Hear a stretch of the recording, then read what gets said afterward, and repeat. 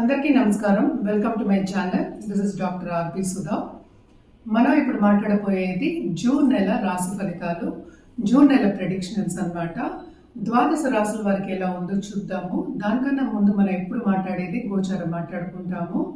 So గోచార రీత్యా ఎక్కడెక్కడ ఏ హౌసెస్లో, ఏ భావంలో, ఏ రాశుల్లో ప్లానెట్స్ ఉన్నాయో చూద్దాము. ఫస్ట్ మనం మాట్లాడుకోబోయేది శని ఏమో ప్రస్తుతం మనకు తెలుసు మీనంలో ఉన్నారు. ఏళ్ళనాటి శని అనేది మనకి మేషరాశి వాళ్ళకి మొదలైంది. అలాగే మీనరాశి వాళ్ళకి రెండో ఘట్టంలో ఉంది, కుంభరాశి వాళ్ళకి లాస్ట్ ఘట్టంలో ఉంది. అలాగే కుంభరాశిలో మనకేమో రాహు ఉన్నారు, సింహరాశిలో ఏమో మనకి కేతు ఉన్నారనమాట. అండ్ మేజర్ మూమెంట్స్ కూడా ఉన్నాయి. సో ఫస్ట్ అది మాట్లాడుకుందాము. వీనస్, శుక్రుడేమో మనకి తెలుసు మేషంలో ఉన్నారు, మే ఎండ్కి వచ్చారు. జూన్ ఎండ్కి 29th జూన్కి ఏమో ఆయనేమో వృషభానికి వెళ్తున్నారు. వృషభంలో ప్రస్తుతం సన్ అండ్ మెర్కురీ ఉన్నారు. మెర్కురీ ఏమో 7th 6th జూన్ అలాగేమో జెమినైకి వెళ్తున్నారు, అంటే మిథునానికి వెళ్తున్నారు. తర్వాత 22nd జూన్కి ఏమో కర్కాటకానికి వెళ్తున్నారు అనమాట. కర్కాటకంలో ప్రస్తుతం మనకి మార్స్ డెబిలిటేషన్ స్టేట్లో ఉన్నారు. సో డెబిలిటేషన్ స్టేట్ నుంచి ఆయన బయటకు వస్తున్నారు 7th జూన్ అనమాట. అలాగే మనకి తెలుసు చంద్రుడు 2 రోజులకు ఒకసారి మారుతూ ఉంటారు. సన్ ఏమో మనకి జూన్ 15కి మిథునానికి వెళ్తున్నారు. సో మిథునంలో ఆల్రెడీ మనకి తెలుసు జూపిటర్ ఉన్నారు, అంటే గురువు ఉన్నారనమాట, మేజర్ గ్రహం. సో ఇది గ్రహస్థితి మనకి జూన్లో ఉన్నది. మేజర్ మూమెంట్స్ ఏంటంటే మనకి శుక్రుడు మూమెంట్ ఉంది, ఎందుకంటే ఆయన వృషభానికి వెళ్తున్నారు అనమాట ఎండ్ మనకి జూన్ ఎండ్కి. అలాగే ఏంటంటే మెర్కురీ మూమెంట్ కూడా ఉందన్నమాట, అలాగే సన్ మూమెంట్ కూడా ఉంది.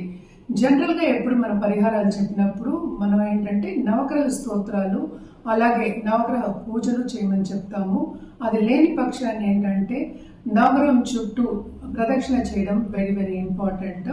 అంటే ఒక 9 times కానీ 11 times కానీ 54 times కానీ లేకపోతే 108 times కానీ చేయొచ్చు. సో నిత్య పూజలు చేసే వాళ్ళకి ఎప్పుడైనా సరే పాజిటివిటీ అనేది ఎక్కువ ఉంటుంది. ఎప్పుడులాగే ఏంటంటే అన్ని నెలలు మనం మాట్లాడుకున్నట్టే కొన్ని రాసుల వారికి చాలా బాగుంటుంది, కొన్ని రాసుల వారికి అంత బాగుండదు. ఏదైనా మిశ్రమమే. లైఫ్ అనేది ఏంటంటే ఎక్కువ తక్కువలు అనేది మనం చూస్తూనే ఉంటాం అన్నమాట.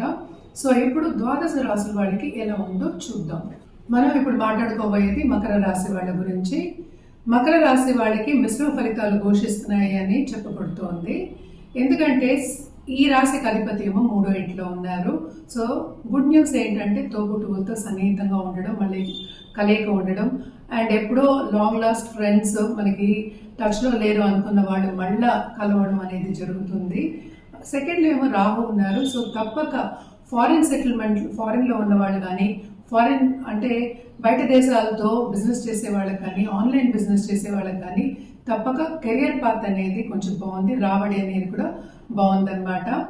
మనం స్టార్టింగ్ ఆఫ్ దిస్ మంత్ చూసాము అంటే మార్స్ డెబిలిటేషన్లో ఉన్నారు, 7th హౌస్లో ఉన్నారు.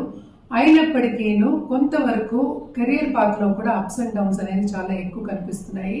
అంటే ఏంటి, స్టార్టింగ్ ఆఫ్ దిస్ మంత్ అంత బాగాలేదు ఫస్ట్ వీక్. ఎందుకంటే నాట్ ఓన్లీ డెబిలిటేషన్, ఆయన ఏంటంటే 10th డెబిలిటేషన్ చాలా మీకు పనిలో శ్రమ అనేది ఎక్కువ ఉంటుంది, యాంగ్జైటీ అనేది ఎక్కువ ఉంటుంది. అలాగే ఏంటంటే ప్రెషర్, వర్క్ ప్రెషర్ అనేది చాలా ఎక్కువ ఉంటుంది. అందుకోసం సతమత అవ్వడం అనేది కనిపిస్తుంది అనమాట. ఆయన కూడా మార్స్ ఏంటంటే మనకి దిగుతున్నారు ఎప్పుడు జూన్ 7th. మార్స్ కేతు కూడా అంత మంచి కలయిక కాదు. సో మనం చూసాము అంటే చాలా మటుకు అంత మంచి పొజిషన్స్ లేవు, ప్లానెటరీ పొజిషన్స్ ఈ రాశి వాళ్ళకి. ఈ గోచారం గురించి చెప్తున్నాం, ఎస్పెషల్లీ జూన్ నెల. సో కొంతవరకు వీళ్ళకి అప్స్ అండ్ డౌన్స్ చాలా ఎక్కువ కనిపిస్తున్నాయి అన్నమాట. Not only in career, financial సిచ్యువేషన్లో కూడా కనిపిస్తోంది. మనం చూసాము అంటే 3rd లార్డ్ కూడా 6th ఉన్నాడు. అలాగే మనకి 8th ఏమో అఫ్లిక్షన్ వచ్చింది. అండ్ ఆల్సో మనం చూసామంటే 10th లార్డ్ ఇప్పటి వరకు ప్రస్తుతం 4th ఉన్నారు, ఆయన 5th హౌస్కి వెళ్తారు. సో తప్పక లక్ అనేది కొంచెం తక్కువ అనిపిస్తుంది అనమాట. అండ్ ఆల్సో 11th లార్డ్ ఏమో మనం చూసాము అంటే 8th వెళ్తున్నారు. సో తప్పక ఏంటంటే ప్రాపర్టీ ఇష్యూస్ రావడం కానీ, డబ్బు దూపురా ఖర్చు అవ్వడం కానీ, అలాగే హెల్త్ విషయం మీద చాలా ఖర్చు పెట్టడం కానీ జరుగుతుందన్నమాట. సో ఇంట్లో ఉన్న పెద్దవాళ్ళకి కానీ పిల్లలకు కానీ హెల్త్ పరంగా కొన్ని ప్రాబ్లమ్స్ వచ్చే ఛాన్సెస్ ఉన్నాయన్నమాట. అలాగే సెకండ్ రాహు ఉన్నాడు కనుక ఫైనాన్షియల్ స్టేటస్ అనేది స్టేబుల్గా ఉండదు. అప్స్ అండ్ డౌన్స్ అనేవి చాలా ఎక్కువ కనిపిస్తున్నాయి ఈ నెలలో ఎస్పెషలీ. సో మనం చూసామంటే కెరియర్ పాత్లో కూడా వీళ్ళకి టెన్షన్తో పాటు ఉద్యోగ రీత్యా ట్రావెలింగ్ అనేది కొంచెం ఎక్కువ అనిపిస్తుంది. అండ్ ఆల్సో దాంట్లో శ్రమ పడడం కానీ అందరితోనూ కొంచెం సపోర్ట్ లేకపోవడం కానీ ఎక్కువ కనిపిస్తుంది అనమాట. సో ఇవన్నీ చూసేప్పటికీ మిశ్రమ ఫలితాలు ఘోషిస్తున్నాయని చెప్పడం జరుగుతోంది. అండ్ ఆల్సో మనం చూసాము అంటే సన్ అండ్ ఆల్సో మనం చూసామంటే బుధుడు సిక్స్త్ అధిపతి ఏమో మనకేమో 5వ ఇంట్లో ఉన్నాడు. సో లక్ కూడా కొంచెం తక్కువే. మనం చూసామంటే బిజినెస్ పీపుల్ కూడా అంటే ఏంటంటే రాబడి అనేది కొంచెం తక్కువ వస్తుంది ఈ నెలలో. అండ్ లోన్స్ తీసుకునే ఛాన్సెస్ కూడా ఎక్కువ కనిపిస్తున్నాయి అన్నమాట. సో వీళ్ళు ఏంటంటే కొంతవరకు పరిహారాలు చేయడం అనేది వెరీ వెరీ ఇంపార్టెంట్. స్టూడెంట్స్కి మాత్రం చాలా బాగుంటుంది. ఫారిన్లో వెళ్ళి చదువుకోవాలి, పై చదువులకి వెళ్ళాలి అనుకున్న వాళ్ళందరికీ తప్పక వాళ్ళు అనుకున్నది సాధిస్తారు. కొంతవరకు సెకండ్ హాఫ్ ఆఫ్ దిస్ మంత్లో మంచి సూచనలు కనిపిస్తున్నాయి అన్నమాట. అండ్ ఆల్సో మనం చూసాము అంటే మెర్కురీ మనకి 6th లార్డ్ 5th లో ఉన్నప్పటికీ పిల్లల పట్ల కూడా కొంచెం ధ్యాస పెట్టడం అనేది మంచిదన్నమాట. అండ్ ఆల్సో బిజినెస్ పీపుల్ కూడా second half of this month కొంత వరకు రాబడి వచ్చే ఛాన్సెస్ ఎక్కువ కనిపిస్తున్నాయి. అందరితో సన్నిహితంగా ఉండడం కూడా సెకండ్ హాఫ్ ఆఫ్ దిస్ మంతే కనిపిస్తుంది. కొంతవరకు హ్యాపీగా ఉండడం ఆ టైమే కనిపిస్తుంది అనమాట. అండ్ ఆల్సో మిశ్రమ ఫలితాలే ఘోషిస్తున్నాయి. మనం పరిహారాల విషయానికి వస్తే కనుక తప్పక శనికి పరిహారం చేయడం అనేది వెరీ వెరీ ఇంపార్టెంట్. శని జపం చేయడం కానీ లేకపోతే శని పూజ చేయడం కానీ లేకపోతే నవగ్రహాల చుట్టూ ప్రదక్షిణ చేయడం శనివారం చాలా మంచిది. అలాగే ఒక నల్ల కుక్కకి ఆహారం పెట్టడం శనివారం మంచిదన్నమాట. అండ్ ఆల్సో తైల దీపం సాటర్డే వెలిగించుకోవడం చాలా చాలా మంచిదన్నమాట. ఇవన్నీ చేసుకుంటూ ఉంటే కొంతవరకు మీకు పాజిటివ్ రిజల్ట్స్ అనేవి కనిపిస్తాయి. ఏదేనైనప్పటికీను ఈ రాశి వాళ్ళకి మిశ్రమ ఫలితాలే ఘోషిస్తున్నాయి జూన్ నెలలో.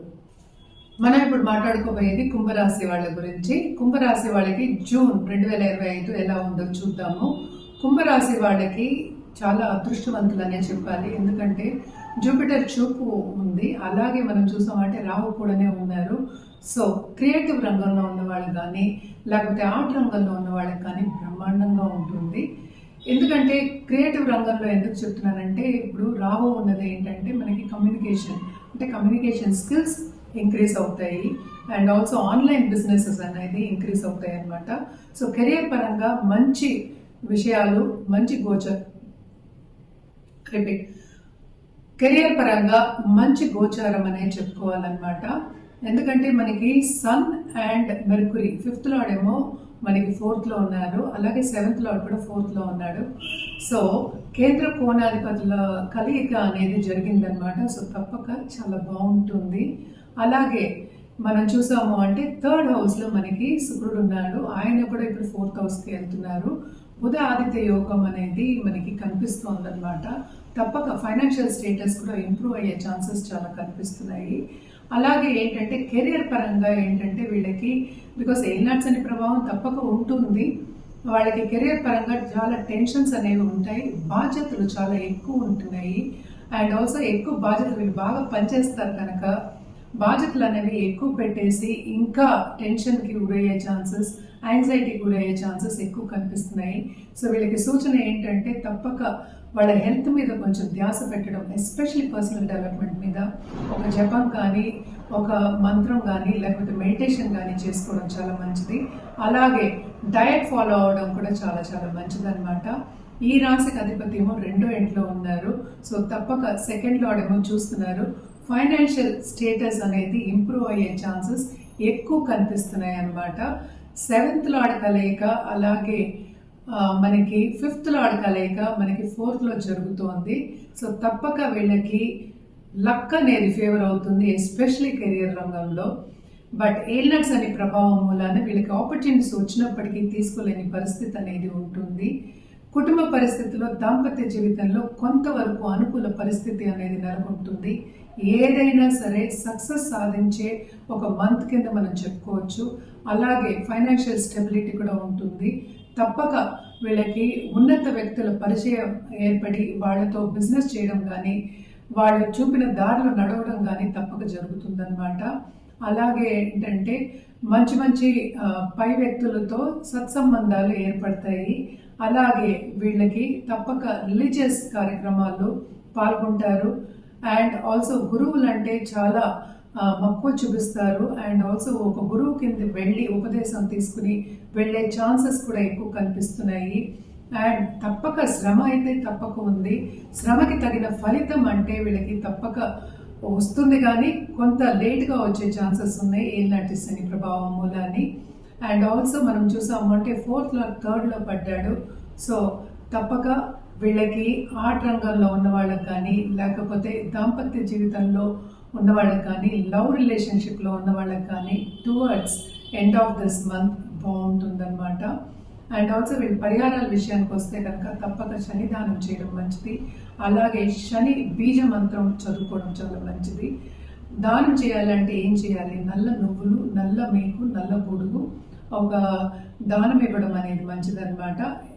100 గ్రామ్ నుంచి ఇవ్వచ్చు అనమాట.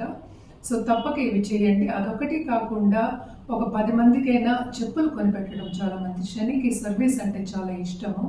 అలాగే కర్మకి కూడా కారకుడు కనుక తప్పక సత్కర్మలు చేసుకుంటే కనుక మనం శని అనుగ్రహం అనేది పొందుతాం అన్నమాట. అందుకనే మనం ఇవన్నీ చెప్పడం అనేది జరుగుతుంది, పరిహారాలు చెప్పడం అనేది జరుగుతుంది. ఇవి చేసుకుంటూ ఉంటే మీకు ఇంకా బాగుంటుంది.